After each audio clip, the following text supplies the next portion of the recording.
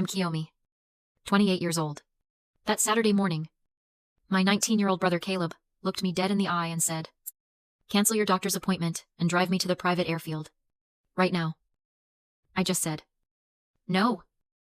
The next thing I knew, his hand cracked across my face. The force was so strong I staggered backward.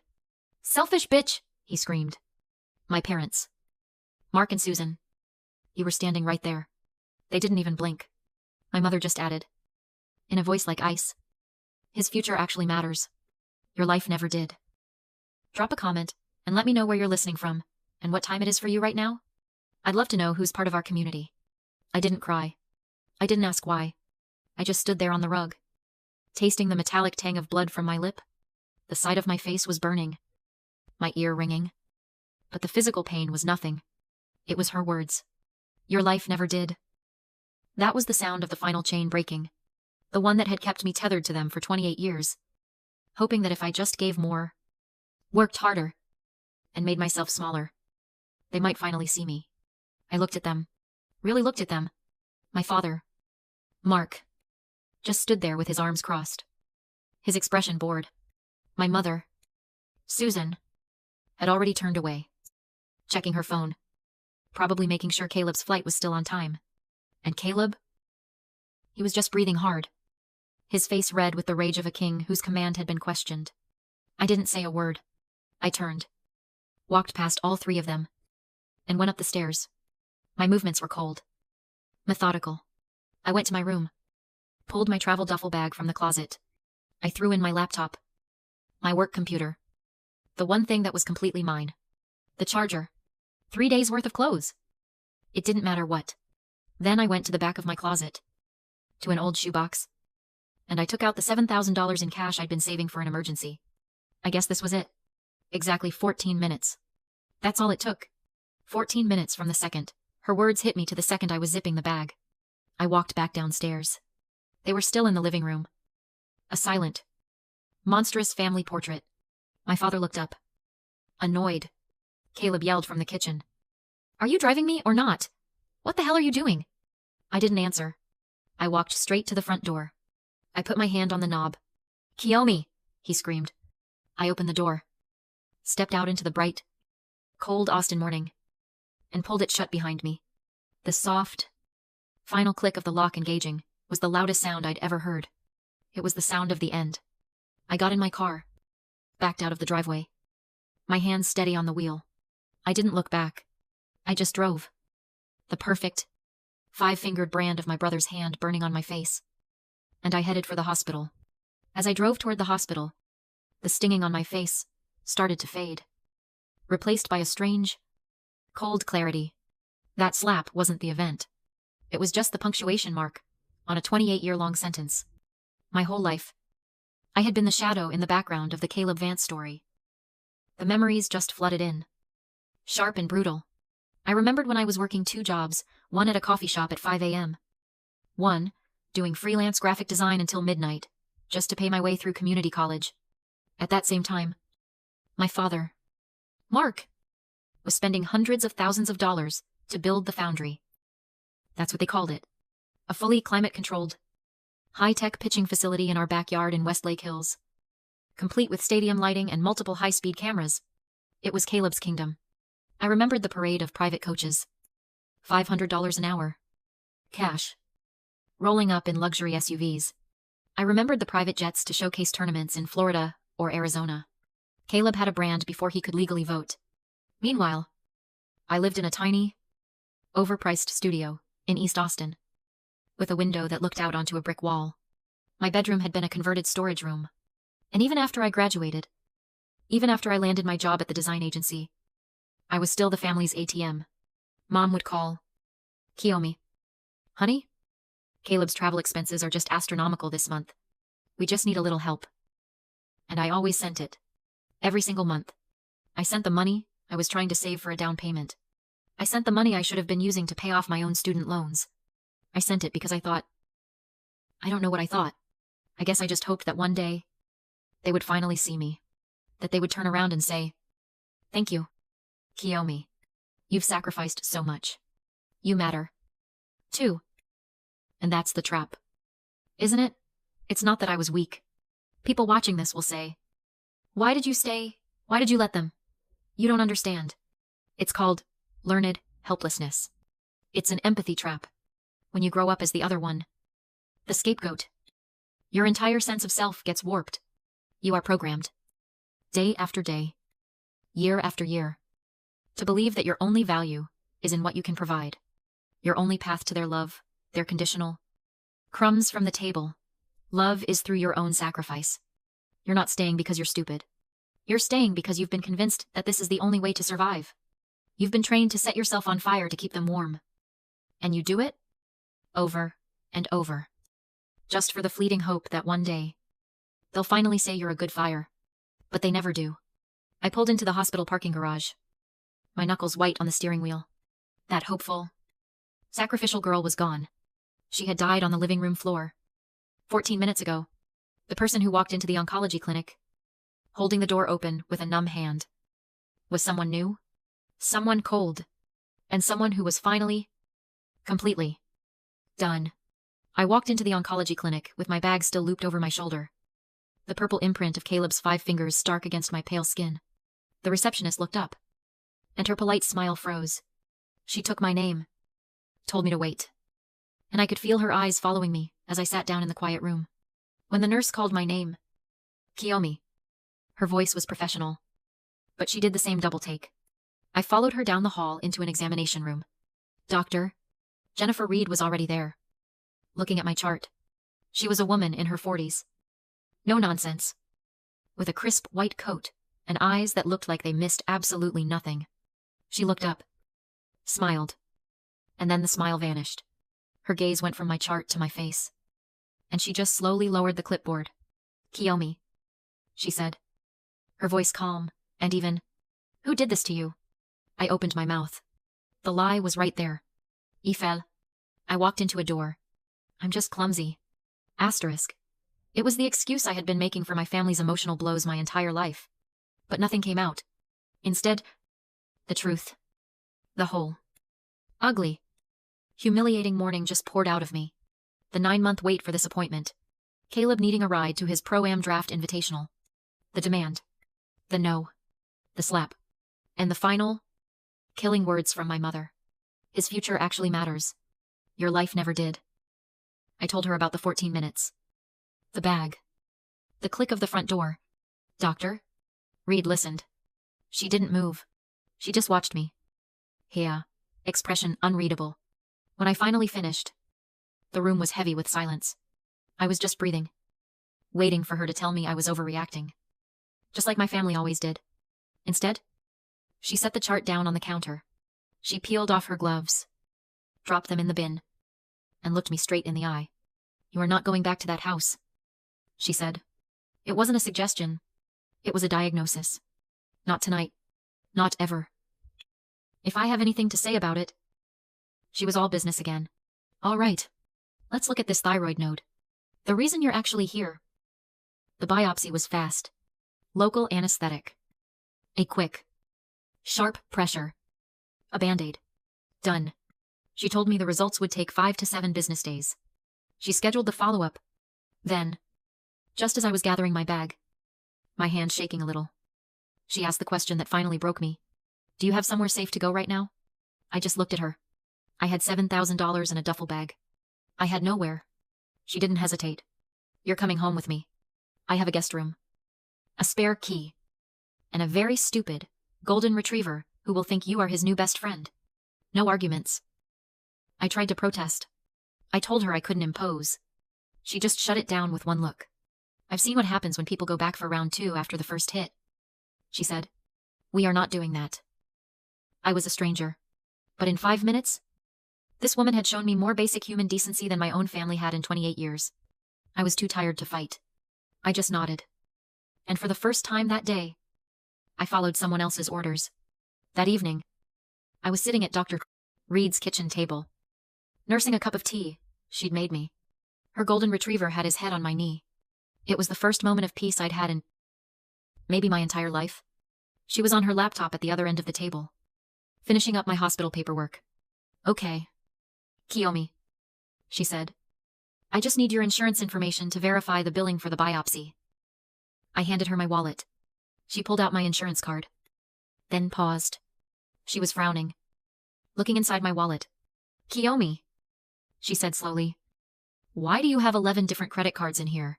They're all in your name. I felt a chill. What? That's not possible? I only have 2. Her head snapped up. The no-nonsense doctor look was back. She held up the stack. There are MasterCards. A few different Visas. 2 Amex cards. All with Kiyomi Vance printed on them. I just stared. I had no idea. Doctor. Reed's eyes narrowed. As a medical provider, she said, I'm required to report suspected fraud, especially when it might affect a patient's ability to cover care. She turned her laptop around. I have access to a secure credit portal for insurance verification. With your permission, I'd like to pull your full report. I just nodded, my mouth dry. The green bar on the screen loaded. And then the number appeared.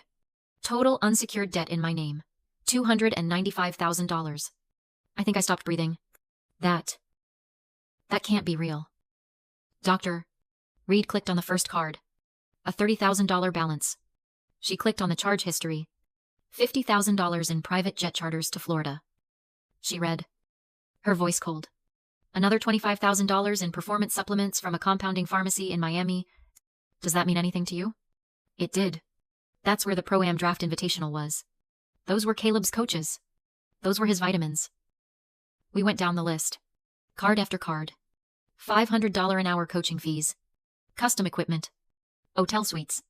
Every single charge. Every single dollar. Matched Caleb's baseball calendar like a fingerprint. They had been using my social security number, my name, my times, identity times, to build their golden boy for years. I just sat there, staring at the number. $295,000. And as I stared at it, I finally understood. This wasn't just favoritism. This was a business decision. You see, in a family like mine, the golden child isn't just a son. He is a high-stakes investment. Caleb was my parents' entire financial plan. He was their retirement, their social status, their narcissistic extension. His success was their success. They weren't just supporting his dream. They were underwriting their own. And that's why they were willing to commit federal crimes to fund it. Because in their minds, they weren't just stealing from their daughter. They were reallocating a worthless asset in me to fund their 1 in a million shot at the big time. I wasn't a person. I was just collateral. Doctor. Reed was quiet for a long time. Her fury, a tangible thing in the room. Then she picked up her phone. I have a friend, she said. A federal-level financial crimes attorney. I'm calling him. Right now. She put him on speaker. He listened. He asked a few sharp questions. Then he said, Give me 10 minutes. I have access to public filings. Let me see what the father's business looks like. He called back in 8. Okay, he said. This is bad. But I found something worse. Something that proves intent. Beyond any doubt. He had found an email. Part of a public business filing dispute from 18 months ago. It was from my mother. Susan. To my father. Mark. Doctor. Reed read it aloud to me. Her voice shook. Just a little. Mark. You have to be more careful. She almost saw the bill for the Florida trip. I've handled it. She's so trusting. She'll never look deeper. It's for Caleb's future. All of it is for Caleb. I felt the last bit of air leave my lungs. My father was the muscle. But my mother was the architect. She knew I was trusting. She had counted on it. She had weaponized my love for them. And used it to help them rob me blind. For 2 weeks. I lived in the quiet safety of Dr. 2. Reed's guest room. I barely spoke. I barely slept. I just existed in a state of suspended shock. Waiting for the biopsy results. Waiting for the other shoe to drop. And then, it didn't just drop. It brought the whole house down. I was standing in the kitchen. My phone on the counter. When it started vibrating. It didn't just buzz. It vibrated so hard it skittered across the granite like it was trying to escape. A text from an old high school acquaintance. Then another. Then a flood of notifications from sports forums I didn't even follow. My hands were shaking as I picked it up. The Pro-Am Draft Invitational in Florida. The biggest showcase of Caleb's life. Had run a surprise. Mandatory drug test on every player, throwing over 95 miles per hour. Caleb's name was at the top of the list. The results came back from the lab in under 48 hours. Positive? Not just for one thing, but for 3 separate high-level performance-enhancing compounds. The kind that don't just show up. The kind you plan. The kind my $295,000 debt had paid for. The fallout was immediate. It was biblical. By 10 a.m. His name was scrubbed from the event's leaderboards. By 11 a.m. The organizing body issued a statement. Participant Caleb Vance has been ruled ineligible due to a doping violation. All stats are nullified. He is banned from all future activities. By noon, the 12 full-ride scholarships he'd been offered evaporated. By 3 p.m., a global baseball governing body issued a lifetime ban. His entire future, the one my mother had sacrificed my life for, was over. It was gone in the span of a single news cycle. And that's when my phone times started to scream. They didn't know about the fraud. They didn't know I had the credit reports. They didn't know about the lawyer. They only knew one thing. This was, somehow, my fault. 52 missed calls from my mother. Susan. The texts were all caps. You did this. You let this happen. You destroyed your brother. You ruined us. One single, chilling voice note from my father. Mark. 30 seconds of just pure, venomous breathing. And then, I hope I never see your face again. You are dead to me. And Caleb. Oh. Caleb. 117 texts. One after another. First begging, you have to fix this. Call them. Tell them it was a mistake. Then threatening, you'll pay for this. You selfish bitch. Then, finally, just pathetic. Sobbing, nonsense. They weren't mad that I had uncovered their crimes. They were mad that I hadn't driven him to the airport. In their twisted minds. If I had just done what I was told. If I had just times been there, asterisk. I could have somehow stopped the drug testers at the door. I had broken the routine. And that's what had caused the universe to punish them. I sat there on Dr. Reed's floor, reading the carnage. He didn't feel anger. I didn't feel sadness. I didn't even feel satisfaction. I just felt nothing. Avust. Cold. Empty quiet. I read my father's text one more time. You are dead to me. Good. I whispered to the empty room. I blocked his number. I blocked my mother's number. I blocked Caleb's number. I silenced the group chats. I just sat there, in the silence, as the empire they built on my back finally, completely, imploded. I was no longer a victim. I was the person holding the evidence. Caleb's karmic collapse was satisfying. But it wasn't justice. It was just an implosion. Justice had to be built. Dr.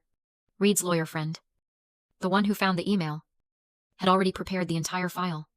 It was a 4-inch thick binder. Page 1 was my forged signature next to my mother's email. Page 2 was the $295,000 debt summary.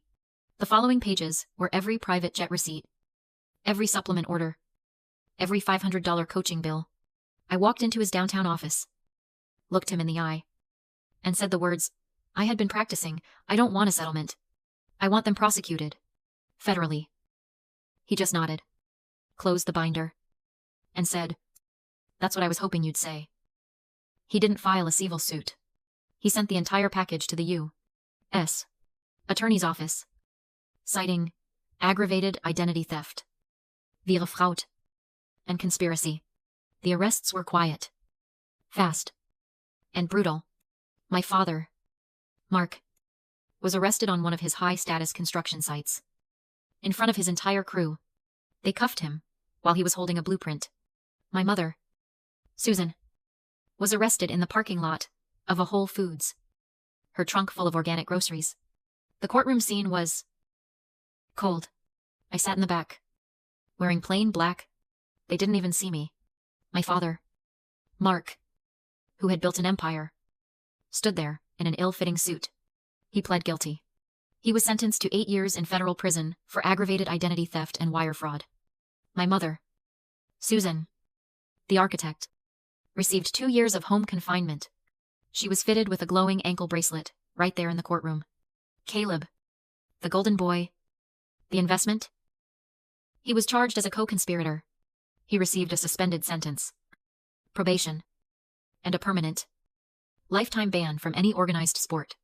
And then, the final judgment, the judge ordered the seizure of the house in Westlake Hills and the foundry and all other assets to be sold at auction to pay the $295,000 in restitution owed to me. They lost everything. The house, the kingdom, the reputation, and their son's entire future. A few months later, I was standing in front of a small, green bungalow in a quiet neighborhood. My biopsy results had come back. Benign. The lump was gone, leaving only a thin, white scar under my jaw. I used the first restitution check and my own savings to buy this little house. All cash. One afternoon, I was driving, and without really thinking, my route took me through the old neighborhood. I slowed down as I passed the house. The sold sign was gone, replaced by a kid's bicycle on the lawn. The foundry, that massive, ugly monument to their ambition, had been completely torn down. A new family was in the backyard, planting a garden. As I sat there, watching them, I didn't feel anger, or victory, or sadness. I just felt. There's a reason people find it so hard to cut ties with a toxic family. You're not just cutting off the people who hurt you, you're cutting off the times of what they were supposed to be. You're grieving the mother you should have had, the father you deserved. Letting go isn't a single act of walking away. It's a daily choice to not look back, to not crave the validation that was never going to come. It's not an act of hate. It's the final, necessary act of self-preservation. The woman in the garden looked up and waved. I just lifted one hand. A small gesture. Then I put the car in drive and pulled away. My hands were steady on the wheel. They lost everything. I had finally found myself. If this story reached you, please like it and share it. And if you've ever had to make an impossible choice to save yourself, share your story in the comments. You are not alone.